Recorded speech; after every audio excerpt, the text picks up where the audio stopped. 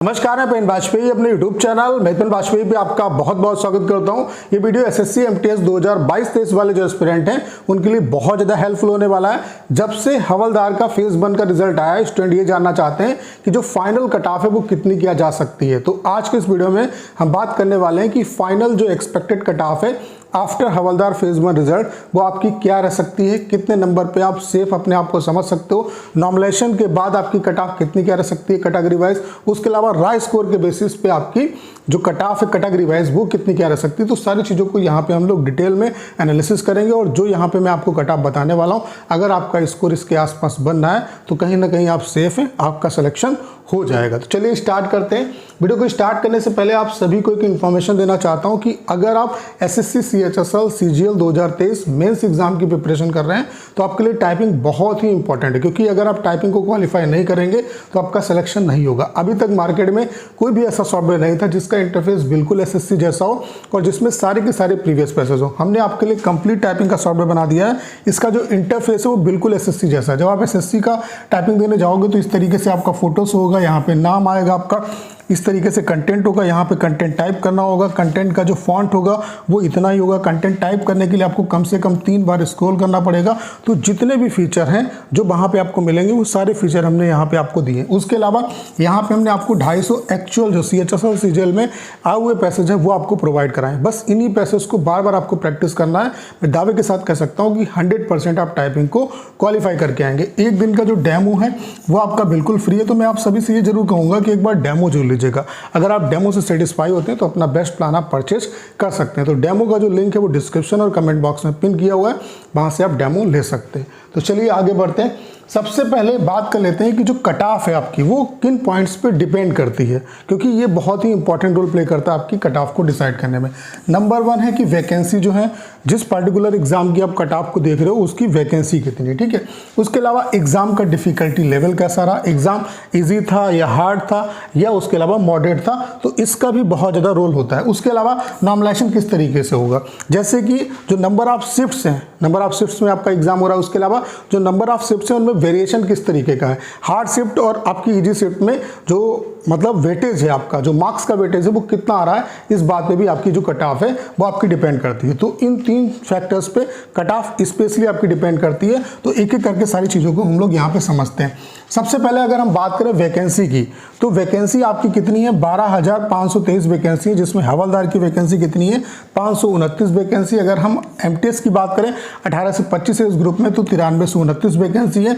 18 से 27 age group में जो एमटीएस की वैकेंसी है वो आपकी कितनी है, 2665 वैकेंसी। अभी जो आपका रिजल्ट आया है वो 529 वैकेंसी के लिए है, यानी कि ऑलमोस्ट 12,000 वैकेंसी का भी रिजल्ट आना है।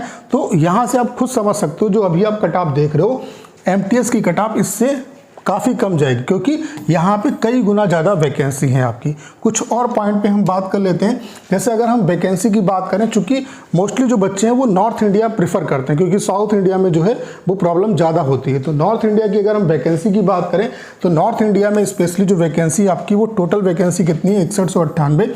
दिल्ली में मैक्सिमम वैकेंसी है 18 से 25 एज ग्रुप में। अगर हम एनआर की बात करें 18 से 25 में जो वैकेंसी आपकी, जो एनआर रीजन में वैकेंसी वो कितनी है, 2724। डब्ल्यूआर रीजन में जो वैकेंसी है आपकी वो कितनी है, 869 है। सीआर रीजन में जो वैकेंसी है 18 से 25 एज ग्रुप में वो 963 है। एमपीआर रीजन में जो वैकेंसी है आपकी 18 से 25 एज ग्रुप में वो 257 है। यानी कि 18 से 25 एज ग्रुप में अगर हम बात करें तो नॉर्थ इंडिया में जो वैकेंसी है वो 4853 है। अगर हम बात करें 18 से 27 में तो यहाँ पे एनआर रीजन में कितनी वैकेंसी है, 454। एनडब्ल्यूआर रीजन में 753। सीआर में आपकी 72 वैकेंसी है। एमपीआर रीजन में 66 वैकेंसी है।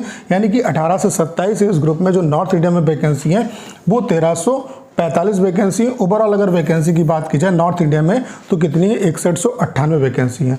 तो इसका भी इम्पैक्ट आपका पड़ेगा, यानी कि मैक्सिमम बच्चों को नॉर्थ इंडिया में इस बार सिलेक्शन मिल जाएगा, मिलने की पॉसिबिलिटी बहुत ज़्यादा रहेगी। दिल्ली में वैकेंसी काफ़ी अच्छी है, ठीक है। आगे बात करते हैं। अगर हम बात करें जो आप हवलदार के रिजल्ट को देख के बहुत ज़्यादा परेशान हैं, तो हवलदार की अगर हम स्टेट वाइज वैकेंसी देखें तो आप ये देख सकते हैं कि हवलदार की जो स्टेट वाइज और कैटेगरी वाइज वैकेंसी कितनी है।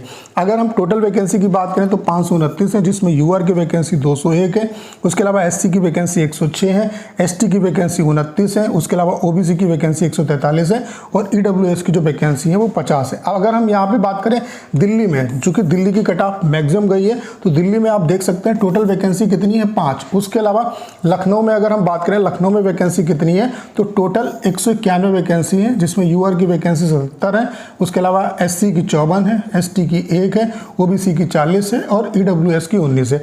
अब आप कट ऑफ देखो, हवलदार की जो कट ऑफ गई है वो डीजीपीएम दिल्ली और लखनऊ, क्योंकि यहाँ से ही इन तीनों को रिलेट करने से आपको पता चल जाएगा कि कट ऑफ जो है उसका ओवरऑल जो डाटा है वो क्या है। अगर हम मैक्सिमम कट ऑफ की बात करें तो मैक्सिमम कट ऑफ ये है, उसके बाद मिनिमम ये कट ऑफ है, उसके अलावा जो मॉडरेट कट ऑफ है वो ये है, ठीक है। यानी कि जो भी आपकी एमटीएस की कट ऑफ जाएगी वो इससे कम ही जाएगी आफ्टर नॉर्मलाइजेशन, ये बात यहाँ से क्लियर हो जाती है।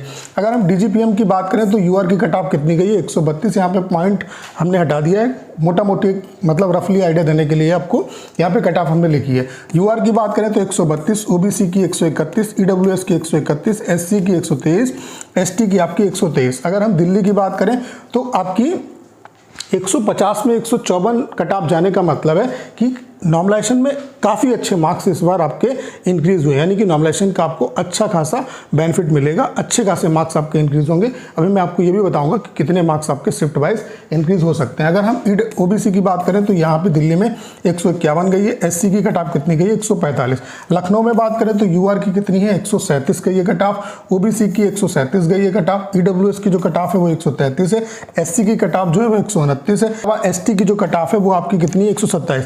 यहाँ से एक बात आपको और नोट करनी है, क्या है, आप किसी भी कट ऑफ को देख लो, चाहे डीजीपीएम की देखो, चाहे दिल्ली की देखो, चाहे लखनऊ की देखो, यूआर, ओबीसी और ईडब्ल्यूएस की कट ऑफ में बहुत ज़्यादा मार्जिन नहीं है।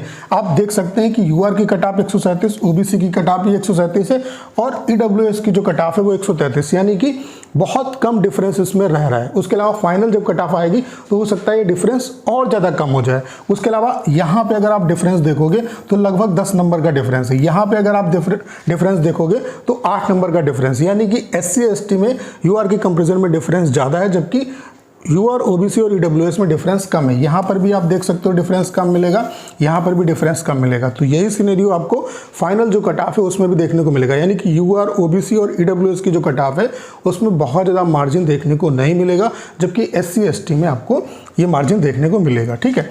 आगे बात करते हैं, अगर हम बात करें यहाँ पे कि डिफिकल्टी लेवल, जैसा कि मैंने आपको बताया वैकेंसी का इंपैक्ट पड़ता है, उसके अलावा डिफिकल्टी लेवल और नॉर्मलाइजेशन भी एक इंपॉर्टेंट रोल प्ले करता है। अगर हम डिफिकल्टी लेवल की बात करें तो ये डाटा मैं आपको पहले ही दिखा चुका हूँ, तो इसमें हम लोग टाइम खराब नहीं करेंगे।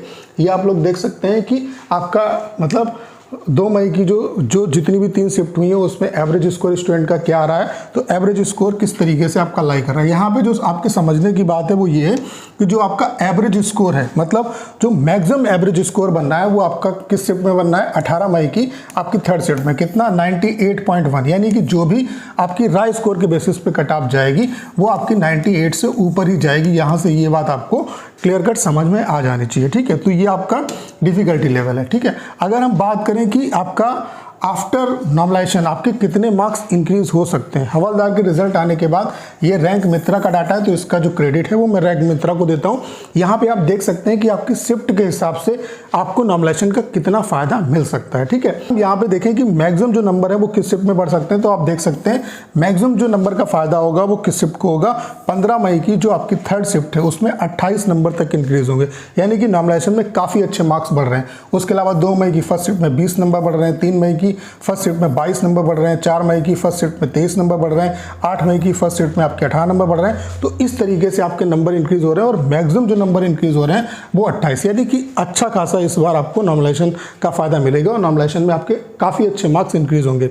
तो आप लोग को करना क्या है कि आप अपनी शिफ्ट के हिसाब से देख सकते हो कि आपको नॉर्मलाइजेशन में कितना फ़ायदा मिल सकता है, आपके आफ्टर नॉर्मलाइजेशन जो मार्क्स हैं वो कितने बन रहे हैं। ठीक है, बात कर लेते हैं अपने मेन पॉइंट पे कि आपकी जो कट ऑफ है वो कितनी किया जा सकती है। तो ये आपकी फाइनल एक्सपेक्टेड कट ऑफ है आफ्टर नॉर्मलाइजेशन। अगर यूआर की बात करें तो 118 से 120 आपकी कट ऑफ रह सकती है, ईडब्ल्यूएस की 115 से 118, ओबीसी की 110 से 115, एससी की आपकी 107 से 110, एसटी की आपकी 100 से 105 नंबर, ये आफ्टर नॉर्मलाइजेशन आपकी कट ऑफ रह सकती है। मैंने आपको क्या बताया कि यूआर, ओबीसी और ईडब्ल्यूएस में जब फाइनल आपकी कट ऑफ आएगी तो बहुत ज्यादा मार्जिन आपको देखने को नहीं मिलेगा।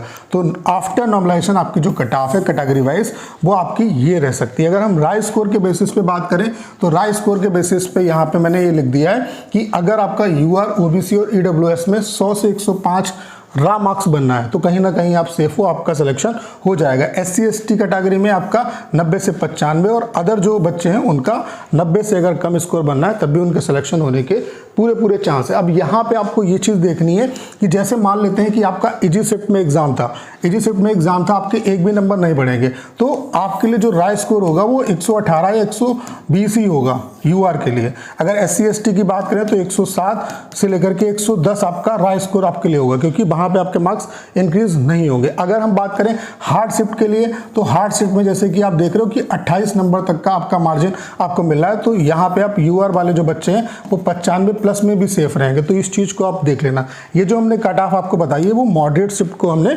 यहाँ पे देख के बताइए कि मॉडरेट शिफ्ट में अगर आपका स्कोर है तो उसके हिसाब से ये नॉर्मलाइजेशन के बाद आपकी जो कट ऑफ है वो ये रह सकती है। उसके अलावा राय स्कोर के बेसिस पे आपकी ये रह सकती है। बाकी आपका हार्ड शिफ्ट में बहुत ज़्यादा हार्ड शिफ्ट में एग्जाम है या बहुत ज़्यादा इजी शिफ्ट में एग्जाम हुआ है तो उसके हिसाब से आप आफ्टर नॉर्मलाइजेशन आपको कट ऑफ चेक करनी है और ये देखना है कि राय स्कोर जो है आपका वो कितना इंक्रीज होगा और उसके बाद जो कट ऑफ है वो इस रेंज पे आप पहुंच रहे हो या नहीं पहुंच रहे हो। तो उम्मीद करता हूं कि सारी जानकारी आप अच्छे तरीके से समझ पाए होंगे। इसके अलावा अगर आप किसी भी एग्जाम की प्रिपरेशन कर रहे हैं, एमटीएस के अलावा अगर आप सीएचएसएल, सीजीएल एग्जाम की प्रिपरेशन कर रहे हैं तो टाइपिंग आपके लिए बहुत ज़्यादा इंपॉर्टेंट है। और अभी तक मार्केट में ऐसा कोई भी सॉफ्टवेयर नहीं था जिसका इंटरफेस बिल्कुल एसएससी जैसा हो। हमने आपके लिए कंप्लीट टाइपिंग का सॉफ्टवेयर बना दिया है, इसका इंटरफेस बिल्कुल एसएससी जैसा है। और इसके अलावा यहाँ पे हमने आपको सारे के सारे प्रीवियस पैसेज 250 प्रीवियस आपको पैसेज दिए हैं जो सीएचएसएल, सीजीएल एग्जाम में आए हुए हैं। आपको इरिलेवेंट कंटेंट को प्रैक्टिस करने की जरूरत नहीं, क्योंकि प्रीवियस ईयर का कंटेंट इतना है, सिर्फ इसी कंटेंट को आप बार बार प्रैक्टिस करो। मैं दावे के साथ कह सकता हूँ